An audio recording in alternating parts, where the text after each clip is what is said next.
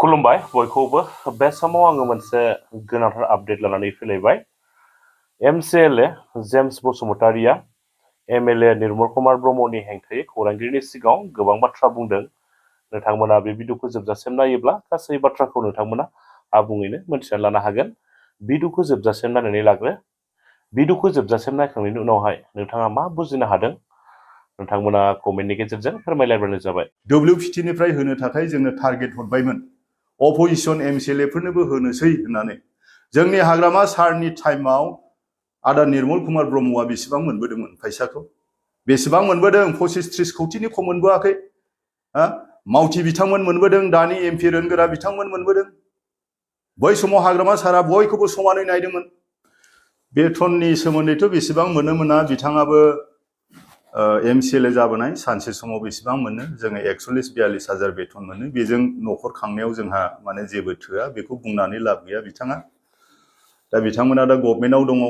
गभर्नमेन्टआव दं हिसाबै रायजोनि आंखालफोरखौ सुफुंनांगौआ बिथांमोननि दायित्व। बे 41 हाजारजों आंथ' गोबां रोखोमनि 41 हाजाराथ' बे थाबाय। बिनि लोगोसेयैनो जिहेतु मोनखाया होखाया बिसोरो थांनाय 5 बोसोराव जोंनो जेबो होआखै। दिनै फैसायासो गिदिंनानै थांफिननायखौ जों खोनादों आरोखि। रिपर्टखौ नोंथांमोना थाबैनो मोनगोन। बेसेबांबा 45 ना 46 crore बिदि थांफिनगोन। गुबुन गुबुन डिपार्टमेन्टआव सोर सोर बाहायनो हायाखिसै बे आलादा खोथा। दा बिथांमोनाव दिनै फैसा दं, आदा निर्मलनावबो फैसा दं। आं बेखौ जेबो बुंनो थाङाखै। खिन्थु गावखौनो एसे सेनियर हिसाबै दिनै बियो आंजों BTC इलेक्सनाव थांनाय 2020 आव बिथाङा जेनदों। 3000 नि खाथियाव बिथाङा जेनदों। दिनै एलायन्स गभर्नमेन्टनि गेजेरजों खाफालाव दंखाय बिथाङा बाय इलेक्सनाव MLA जाहैबाय। आरो आङो खोनादों जे बोसोरसेसो फैगौ 2026 नि एप्रिलावनो जितु MLA इलेक्सना जागोन, एसेम्ब्लिया जागोन हिसाबै बेवहाय बोसोरसेखौ आङो मा खालामनो? बिनिखायनो आरोबाव आङो BTC आव इलेक्सन गेलेफिनगोन होननानै मानगोनां प्रमद बिथांनिसिम CM निसिम बिथाङा टिकेट बिनो थाखाय रेडि जानानै दं, मानसि बानायदों होननाय खोनादों आङो। ग्रुप बानायदों।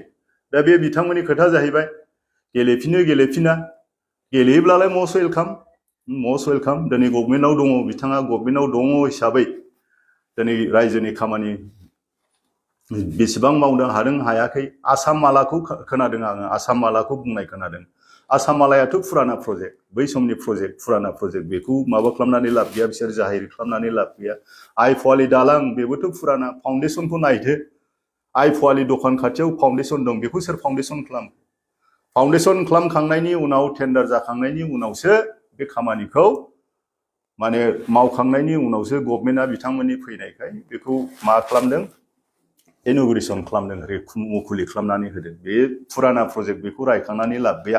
गोदान गोदान मा खालामदों? गामि सिं सिं दोंसे लामा मावखो, मा मावखो? रायजोनो बेसेबां बेमारियाव फैसा हरखो? आंथ' हरो।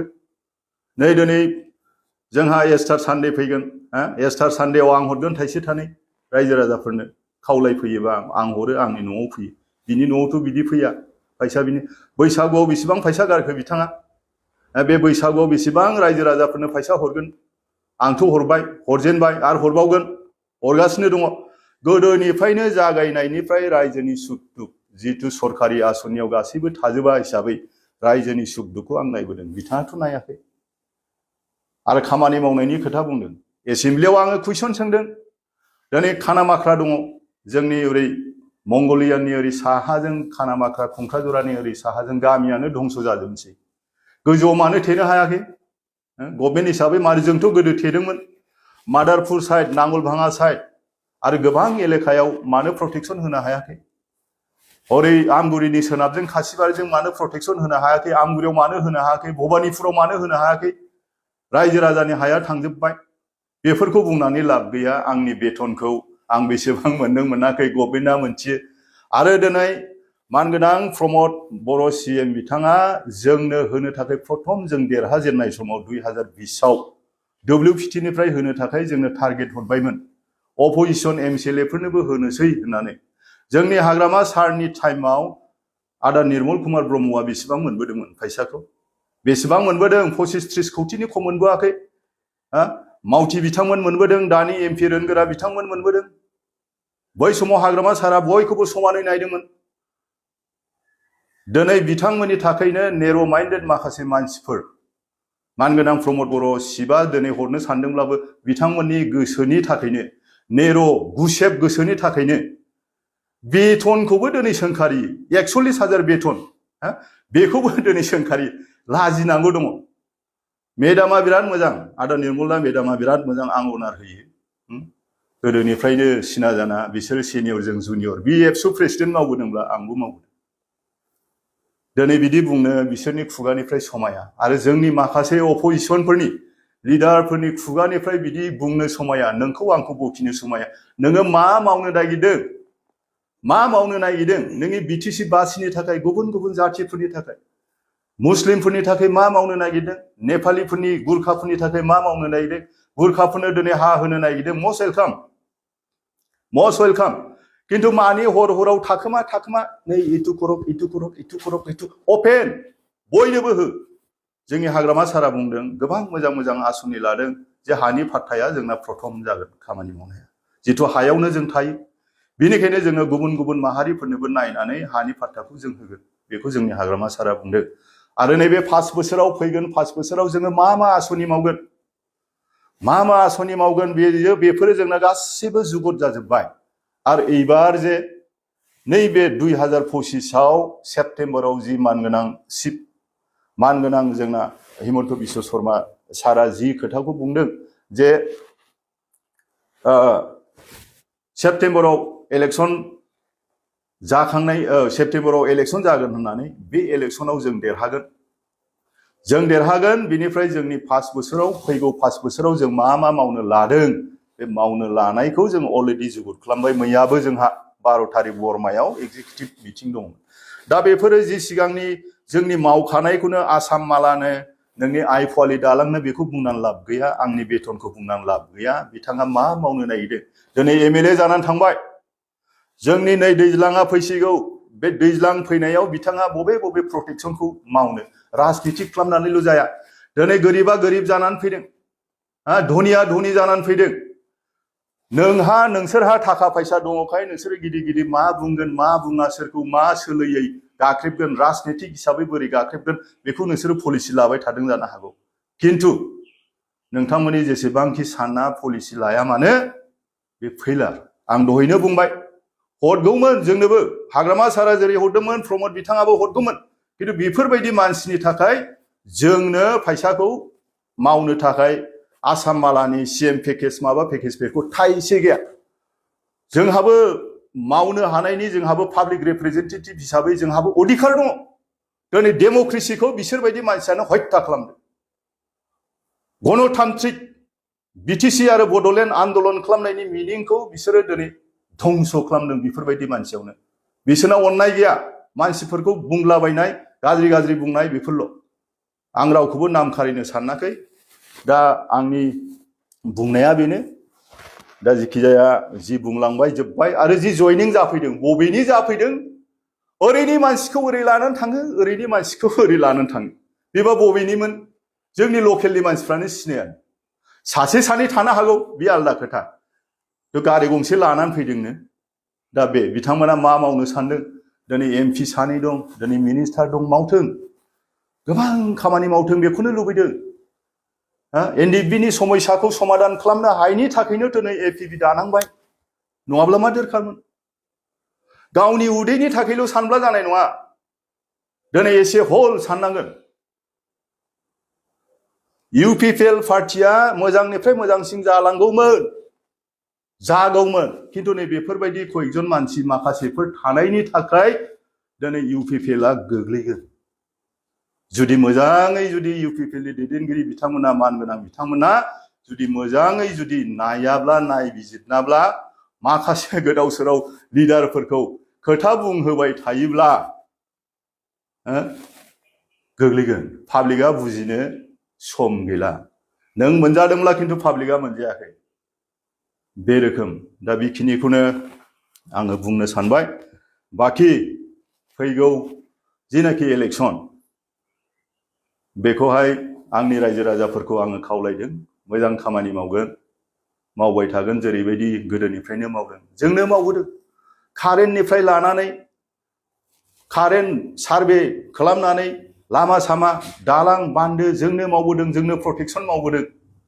दा जोंनि अनगायै बिपिएफनि अनगायै निसिमाया उन्नति जानायखौ गोजान, मानोना बिसोरो गावजों गावनि गेजेराव मिलायलाया। दा टिकेटआ साबसे बिदों, 6-7 जनसो निसिमाव टिकेट बिनाय खोनादों आं। बिनायाथ' गेदेर खोथा नङा, बिथों, खिन्थु आदा निर्मला मानो बिदेरबावनांगौ जाखो? बेथ' MLA जाखाबायना, बिनिल'थ' नङाना सब समाय, गुबुननोबो चान्स होदो। आरो आं खोनादों गुबुननिफ्राय बारबोगोन होननायबो एसे खोनादों आङो। मानो गुबुननिफ्राय बारबोनो? लकेलाव निसिमायाव लिडार गैया नामा? इउपिपिएलआ लिडार गैया नामा लकेलाव? दङ, बिराद मोजां मोजां दङ सेंग्राफोर, यां जेनेरेसनफोर दङ, बिसोर गेलेगोन। हौवाफोर नङाब्ला आइजोफ्राबो गेलेनो हायो, गेलेगोन। खिन्थु नोङो बबेनिफ्रायबो ओरै बारनाय, ओरैनिफ्राय ओरै बारनाय, गाबागाव जायगा गाबागाव। जोंनि निसिमा जाहैबाय हिस्ट्रिकेल मोनसे जायगा, बेयाव जों गाबथाबोदों। जों बेनिखायनो जोंनि खुगानिफ्राय सोरखौबा गाज्रि गाज्रि बखिनाय, पार्सनेल एटेक खालामनाय, बेखौ जों बुङा। जोंहा मान सन्मान दं, बयहाबो धोरोम दं, बयहाबो इसोर दङ। दा दिनैहाय नंखाय बाथ्राफोरखौ सोरनिबा संसार जानायाव आंबा मा अबस्थायाव दङ दिनै बिपिएफ जेनेबा आं खालामदों। आङो नुदों जोंनि बिमा बिफाया जाम्बा जाम्बिब्लाबो दिनै जोंखौ ग्रेजुवेट खालामदों। पलिटिकेल मेजर जोङो ग्रेजुवेट खालामदों। जोंनि बिमा बिफाया रोंथारामोन, थेवबो जोंखौ फोरोंदों। जों नुदों, जोंबो गोरों, इंलिसखौ जोंबो गोरों। बिटिआर सुक्तियाव मा लिरनाय दं, नोंनि बिटिसि सुक्तियाव मा लिरनाय दं, बेखौ जोंबो फरायदों, नायदों। आरो दा बर्थमान मा जानानै दं? गोजौआ गोजौ जौगालांबाय, गाहाया गाहाय नामायलांबाय। पार कापिटा इनकामा बेसेबांबा गाहायाव नामायबाय। जोंनि टाइमाव 12%मोन, दिनै 9% गाहायाव गोग्लैनानै 3%आव बिटिसिनि पार कापिटा इनकामा दं होननानै आङो माखासे रिसर्सनिफ्राय आङो, गोरों गोरानिफ्राय आङो खोनादों आरोखि रायलायनायाव। बाजारफ्राव फैसा गैला, साहा दखानफ्रा दिनै थैलांनो हमबाय। नेग्रायाबो खालि गावसिनि जब कार्डखौल', गुबुनफोरनि जब कार्डखौ डेट खालामजोब्बाय। दासो नै माबा खालामफिनगासिनो दङ, फोथांफिनगासिनो दङ। दिनै IY न' खेबनायनि, PMAY न' खेबनायनि फैदों। जिबिकाफोर खेबगोन, बेवहाय थाफादों, बयबो थाफानो हादों, बिथांमोनाबो थाफादों, जोंनाबो थाफादों। बेयो जायानो गभर्नमेन्ट फैगोन, बेनो होगोन। बेथ' गोदोनिफ्राय नों थाब्लाबो आं थाब्लाबो थायाब्लाबो बे न'खौनो मोनखानांगौ दंखायो। बेजों नों राजनितिक दिनै खालामदों, अरुण'दयजों नोङो राजनितिक खालामदों। जेयाव क्राइटेरिया मेलाया, क्राइटेरिया मेलायिफोरखौनो नोंथांमोना होनानै दिनै माखासे उइद' जाम्बा जाम्बि गोरिब डिसेबोल मानसिफ्रा नै बै स्किमनिफ्राय बन्सित जादों। बिनि अनगायै मा होदों, मा मोनदों? बिटिसिनि मानसिफ्रा आन्दलन खालामनानै दिनै मा मोनदों? जेरैबायदि खोथा बुंदोंमोन, मोजां मोजां खोथा बुंदोंमोन, आं बेफोरखौ बुंथ'ला, बांद्राय आं सिङाव हाबला। जिखुनु जा, आं फैयामोन निउसाव, खिन्थु बे आदा निर्मलनि बेथननि सायाव न'आव बाहायनाय, गावबो मिथियो फिसा फोरोंनायाव बेसेबां थाङो। दिनै बिटिसि गभर्नमेन्टनिफ्राय आं दहायनो बुंबाय, डेम'क्रेसिखौ हत्या खालामदों। आसामाव दिनै अपोजिसन दंब्लाबो, UDF-ब्लाबो, दिनै कंग्रेसब्लाबो थाइसे थाइनैखौ मोनो खामानि मावनो, होयो, सुबिदाखौ होयो।